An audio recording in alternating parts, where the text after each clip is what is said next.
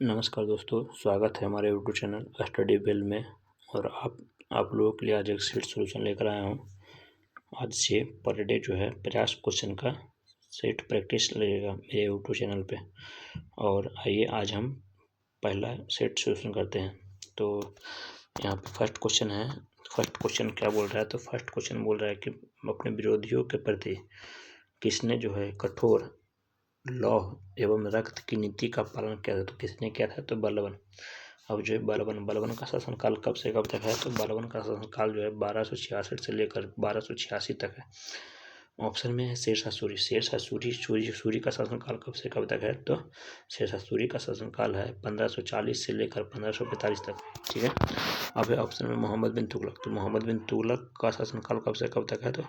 तो मोहम्मद बिन तुगलक का शासनकाल है 1325 से लेकर 1351। इन्हीं के शासनकाल में जो है इब्न बतूता आया था, जो कि मोरक्को का आदि था। इब्न बतूता कब आया था? तो 1333 ईस्वी में। ठीक है। अब जो है अलाउद्दीन खिलजी का शासनकाल कब से कब तक है? तो अलाउद्दीन खिलजी का शासनकाल जो है 1296 से लेकर 1316 तक। दोस्तों आइए दूसरे नंबर क्वेश्चन पे। दूसरे नंबर क्वेश्चन क्या बोल रहा है? तो दूसरे नंबर क्वेश्चन बोल रहा है कि जब तक हमारे शरीर में खून की एक भी बूंद रहेगी, हम अंग्रेजों से बगावत और उनका विरोध करते रहेंगे। यह कथन किनका है? तो यह कथन जो है पीर अली खान का है। Option number 2। ऑप्शन नंबर 2 का ऑप्शन नंबर ए पीर अली खान हो जाएगा सही। ठीक है। आइए दोस्तों तीसरे नंबर क्वेश्चन में। तीसरे नंबर क्वेश्चन क्या बोल रहा है? तो तीसरे नंबर क्वेश्चन बोल रहा है कि निम्नलिखित में से किसे मराठों का मैकियावेली कहा था? तो मराठों का मैकियावेली किसे कहा था? तो नाना फडणवीस को। आइए दोस्तों चौथे नंबर क्वेश्चन पे। चौथे नंबर क्वेश्चन क्या बोल रहा है? तो चौथे नंबर क्वेश्चन बोल रहा है कि बाहुल प्रणाली की शुरुआत किसके द्वारा किया गया था? तो बाहुल प्रणाली की शुरुआत जो है सिख संप्रदाय के 10वें गुरु के द्वारा किया गया था। गुरु गोविंद सिंह के द्वारा किया गया था। ठीक है। ठीक है। अब जो है गुरु नानक। तो गुरु नानक देव प्रथम गुरु थे सिख संप्रदाय के। ठीक है।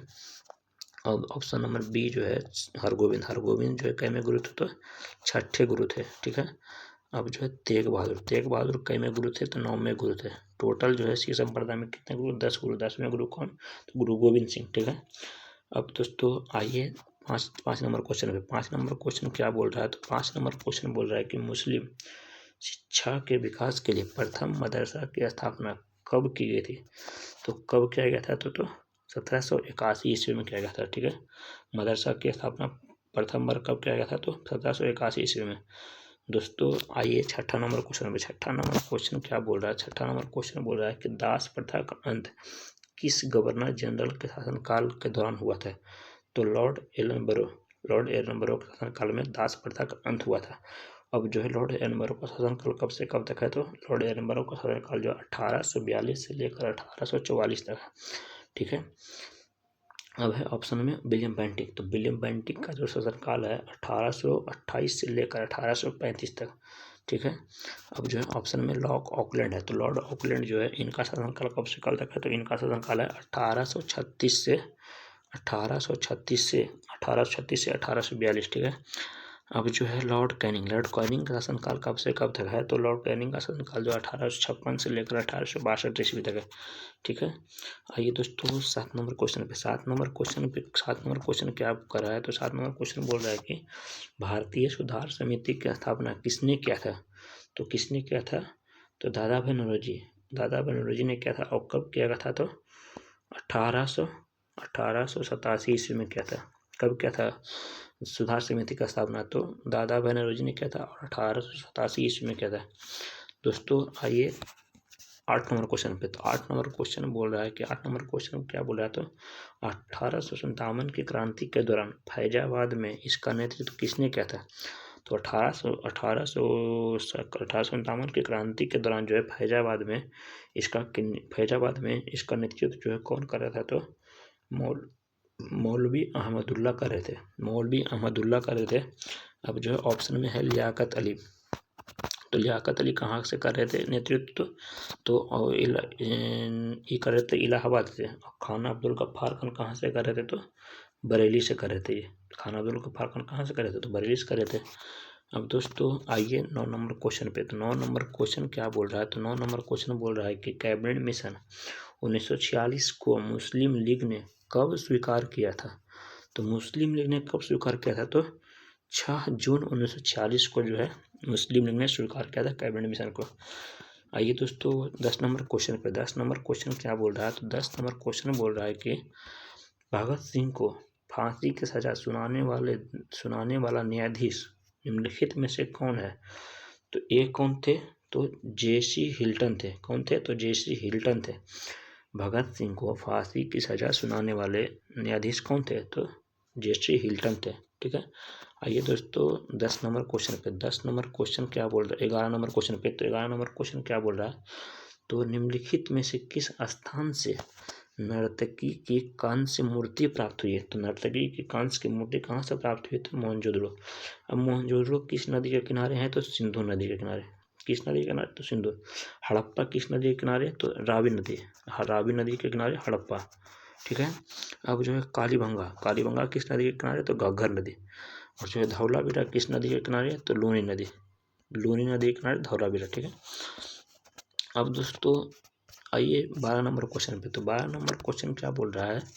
तो 12 नंबर क्वेश्चन बोल रहा है कि किस वर्ष राष्ट्रीय नियोजन समिति का गठन किया गया था? तो किस वर्ष किया गया है? तो 1938 को किया गया। 1938 को जो है राष्ट्रीय नियोजन समिति का गठन किया गया। ठीक है। अब दोस्तों आइए 13 नंबर क्वेश्चन पे। 13 नंबर क्वेश्चन क्या बोल रहा है? तो 13 नंबर क्वेश्चन बोल रहा है कि भारतीय बीमा नियामक और विकास प्राधिकरण इरडा का मुख्यालय कहाँ है? तो इरडा का मुख्यालय कहाँ है? तो हैदराबाद है इरडा का मुख्यालय। ठीक है। आइए दोस्तों 14 नंबर क्वेश्चन पे। 14 नंबर क्वेश्चन क्या बोल रहा है? 14 नंबर क्वेश्चन कह रहा है कि कौन अप्रत्यक्ष कर का उदाहरण है? तो कौन अप्रत्यक्ष कर यानी इनडायरेक्ट टैक्स का उदाहरण है? तो सीमा शुल्क जो है इनडायरेक्ट टैक्स का उदाहरण है।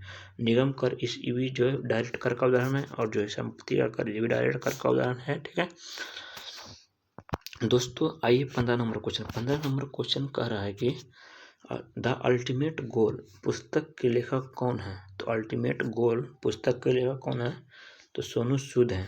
विक्रम सूद है। कौन? तो अल्टीमेट गोल पुस्तक के लेखक। ठीक है। अब जो है 16 नंबर क्वेश्चन। 16 नंबर क्वेश्चन क्या बोल रहा है? तो 16 नंबर क्वेश्चन बोल रहा है कि भोरघाट दर्रा किन दो स्थानों के बीच का संपर्क भाग है? तो भोरघाट दर्रा किसके बीच हो जाएगा? तो मुंबई और पुणे जो है हो जाएगा क्या? तो भोरघाट। अब है ऑप्शन में नासिक और मुंबई। तो नासिक और मुंबई किन दर्रा के बीच होगा? तो ये हो जाएगा थालघाट हो जाएगा। थालघाट किन के बीच होगा? तो नासिक और मुंबई के बीच। ठीक है। अब जो है ऑप्शन में डी नंबर पे आइए। तो डी नंबर में क्या बोल रहा है? तो कोयम्बटूर से कोच्चिन। तो कोच्चिन हो जाएगा क्या? तो पालघाट हो जाएगा। पालघाट ही हो जाएगा। ठीक है। और नासिक से मुंबई थालघाट। और जो मुंबई से पुणे भोरघाट।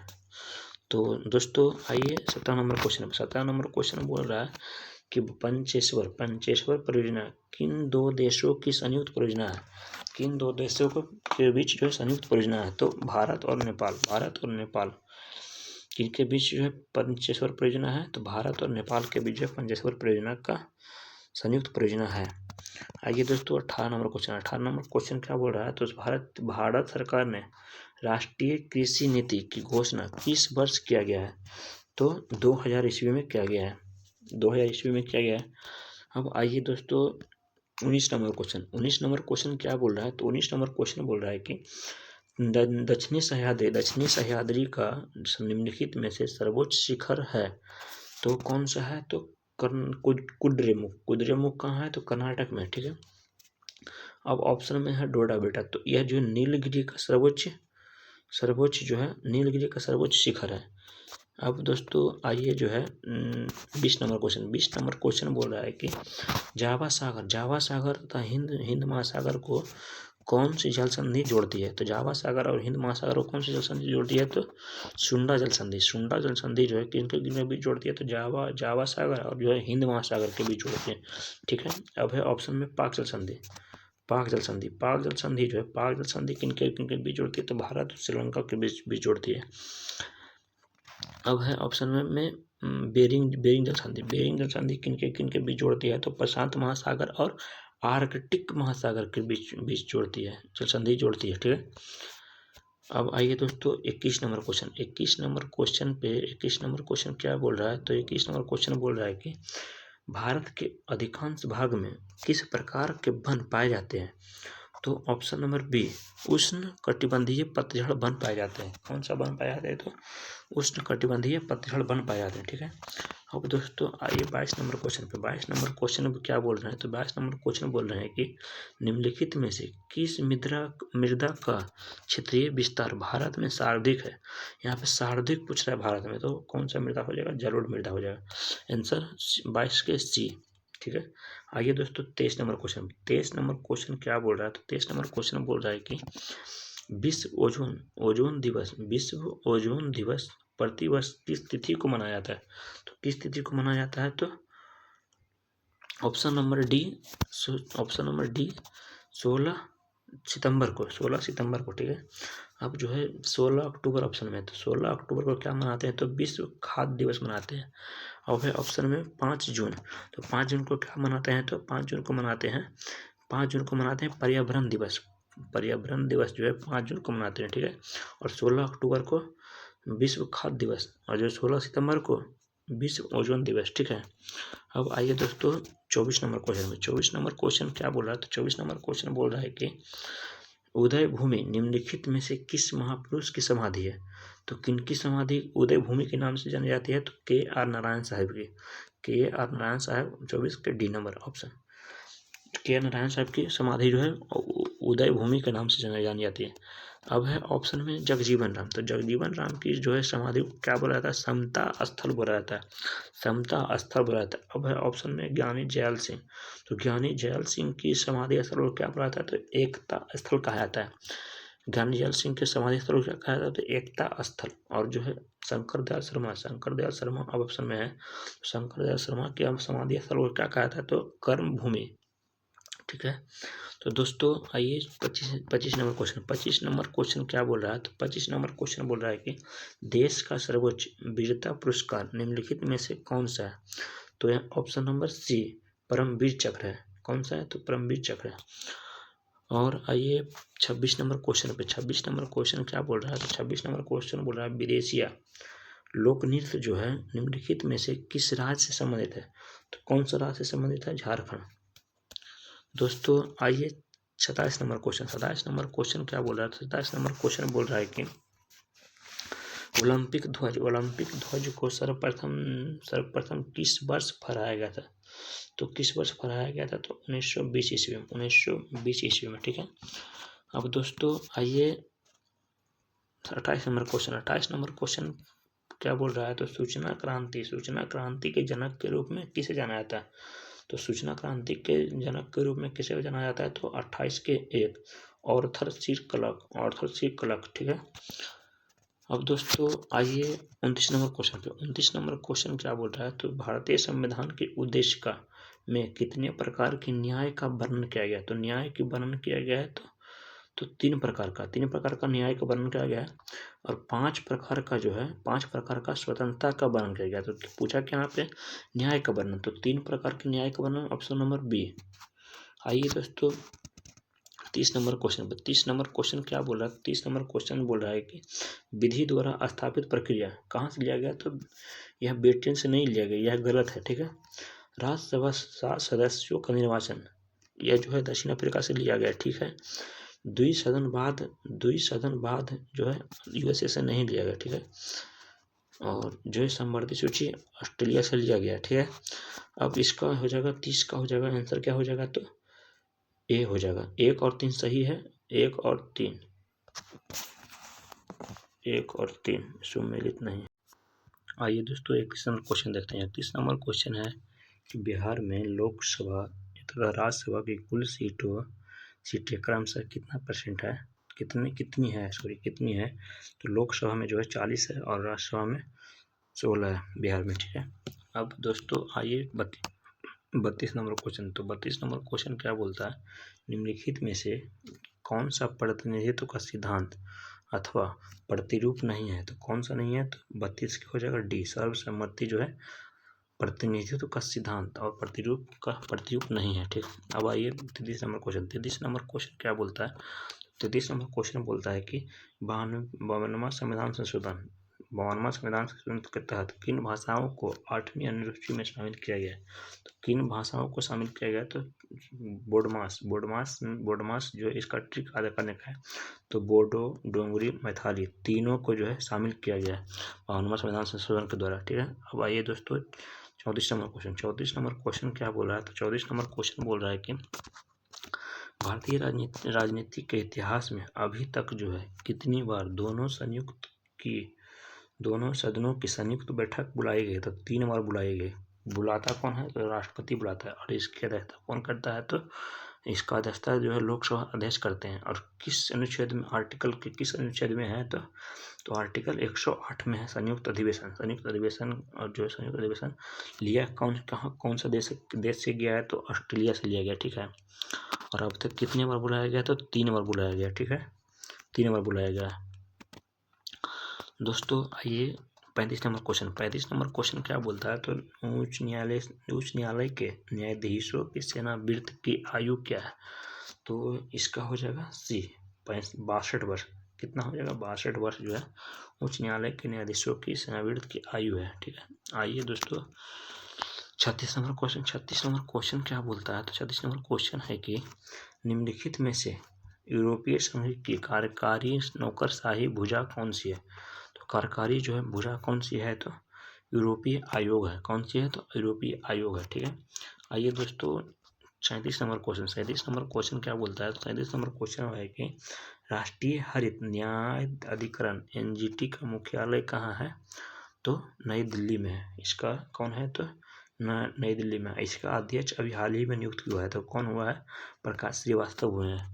इनका राष्ट्रीय हरित न्याय अधिकरण का हेड भी कौन बना है? तो प्रकाश श्रीवास्तव। ठीक है।